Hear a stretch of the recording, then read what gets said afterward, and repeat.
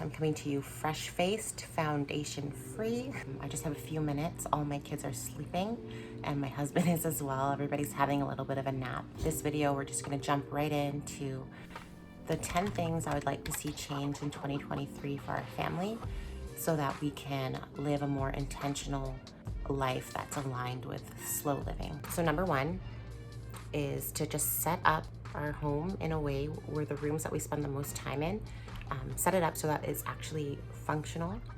We're currently living in a multi-generational setting, so we have our bedroom, the kids' bedroom, a washroom, and an office. And those are the rooms that I want to focus on actually setting them up so that we are comfortable, so that it feels like our space.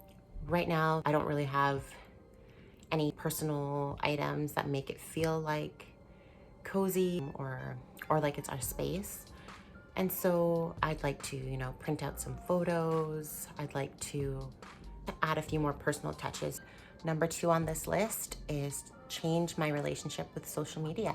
I would really like to stop the endless scroll that is social media whenever I have a spare moment. It's not productive, it's not healthy, it's not good for my mental space. It's hard because I also do work online. I do have an e-commerce store, so I do need to have social media and I need to maintain a social media presence, but I want to be mindful about how I do that. And let's be honest, most of the time on social media, it's not even for work, it's just because I'm scrolling on Instagram. Another thing that I've noticed, sometimes when I'm overwhelmed, I can find myself scrolling my phone when I'm home in the day with my kids, and I don't want to do that anymore. I want to be more present with my kids when I'm with them. When I'm spending time with them, I just want to spend time with them. And it's hard. Like, I get it. It's hard. It's hard to keep kids entertained. It's even hard to just keep yourself from being overwhelmed, in the day. And I can feel the pull for me to just want to check out for 5 minutes and scroll. But at the end of the day, I don't really want to do that with my kids. I don't want that to become a habit, and I don't want that to be something that becomes like a core memory for them. It's a hard one. It's going to be a hard one. The easiest way for me to do that is to literally put my phone away from me in the house. Keep it out of reach so that I'm not reaching for it when I feel the urge. The time that I spend on social media, I want to actually replace that time with reading books, reading physical books, completing my to-be-read list. I have so many half-started books or books that I've read a few pages and I just never picked up again. And honestly, I could really use that time that I spent online and actually learn something new. So that is a goal of mine in 2023. Number 3 on this list is simplify my closet and be intentional with what items I bring into it. If you are a mom and if you've gone through multiple pregnancies, you know that your body changes, right? Everybody's body is different. Some people, see their body return more or less to what it was like pre-pregnancy. I don't know. I feel like I've fluctuated a lot. My body has changed a lot. I've gained weight, I've lost weight, proportions have changed. What's flattering is different now. And I just find that my clothes don't fit me. They're either too big or too small, or they're not my style anymore, or they don't fit my lifestyle. They don't function the way that they should. Right now I'm still nursing as well, so I need clothes that also work with that too. I just want to do a purge of my closet, go through what's there, what's not serving me anymore, what is good quality and worth donating. I am almost 30 and I would like to have a wardrobe that is functional, that is simple, that is my style, and that's flattering. And I just want it to be good quality items that will last me a long time. I want to avoid fast fashion as much as possible. And also I'd like to thrift some more items as well. Number 4 on this list is I want to simplify my children's stuff. I don't know what it is about having little kids, but even when you try to not have a lot of things, you still have a lot of things. It's crazy to me.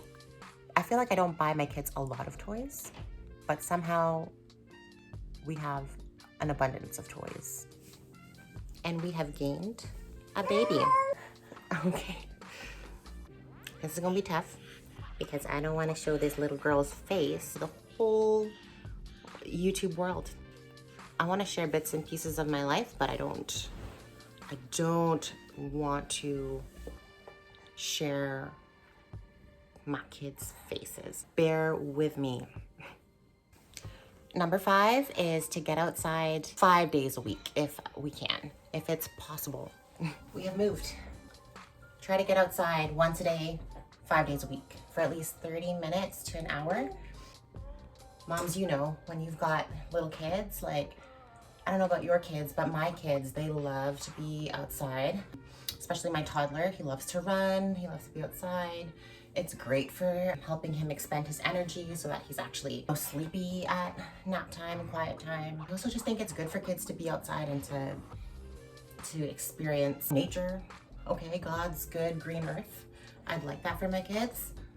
All of my babies have slept well outside on stroller walks. Something about the fresh air helps with that. Ooh, this girl, she's so curious. She's so curious. Also, obviously, with getting outside, vitamin D, great to have. I need it. It's just good for my mental health to get out of the house. I'm home a lot with the kids, so just a break in the day where I can get outside is good. Also, my husband works from home, so I'd love to be able to take like part of the lunch break or before he starts working in the morning to get outside together and just catch up. This one is gonna be a hard one for me because I am a night owl. Wake up early enough in the day to all have breakfast together. Since my husband works from home, he's often up with our toddler first and they have breakfast together, and I'm usually sleeping in with the girls at this season of life. They're still nursing at night and I'm tired and they're still tired.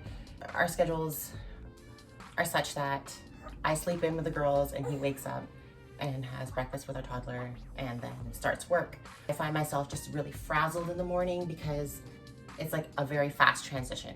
I just like wake up with the girls when they wake up and then I have all the kids like right away. My husband starts working right away and it's just like a mad rush in the morning.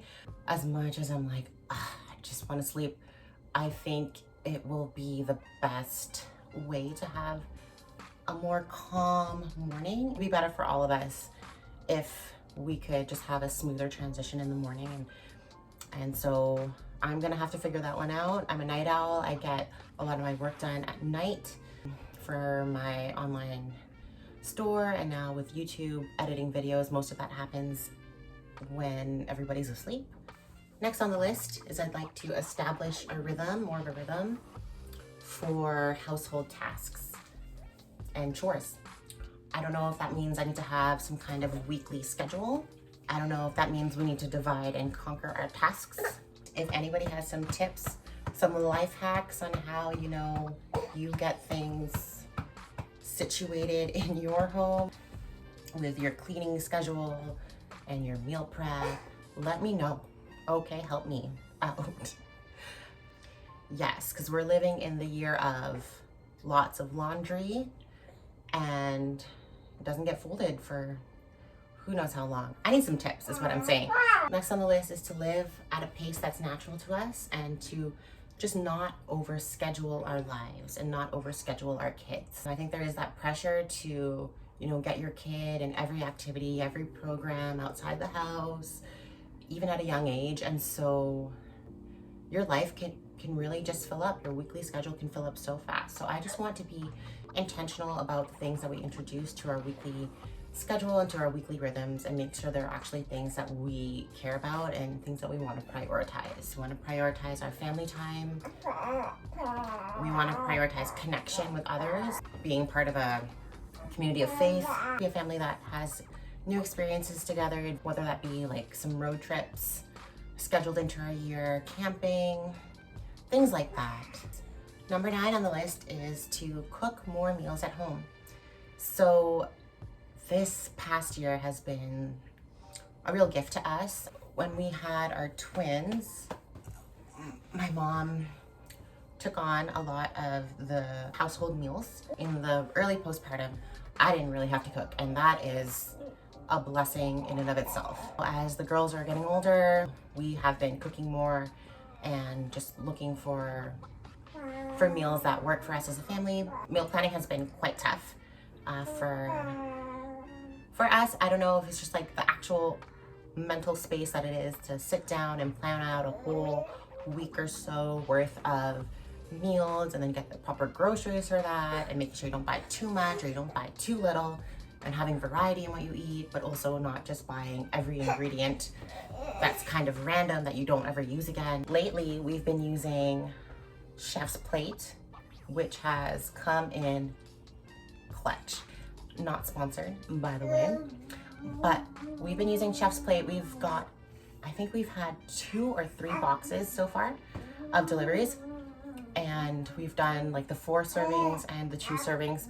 4 servings works better for us, I think, so we're probably gonna just order 4 servings but maybe less meals. I've been impressed with the quality of the recipes. They're simple but they're tasty, and honestly it's just been such a weight off my shoulder and a weight off my mind to have that service.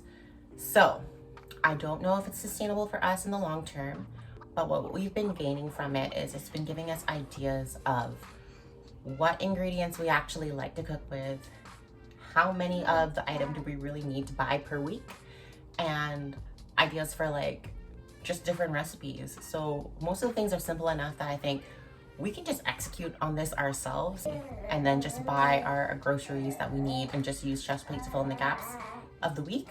Does that make sense? Anyways, it's been great, and usually when you join all these things and you get those promotional discounts off and stuff. This is not sponsored.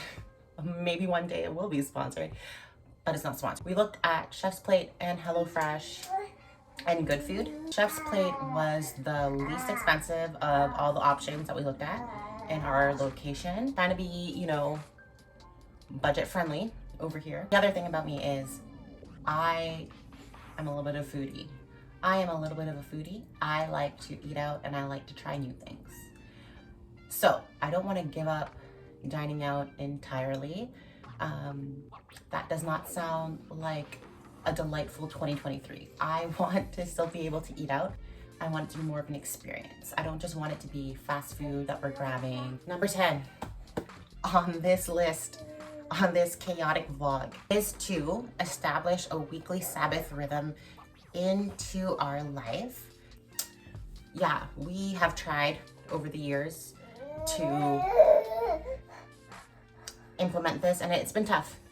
Essentially for us, that means no tech, phones away, no social media, no work, good quality time with the fam, and some Bible reading, get outside, maybe see a friend. Oh, and a family meal Friday night. For 2023, those are the 10 changes I would like to make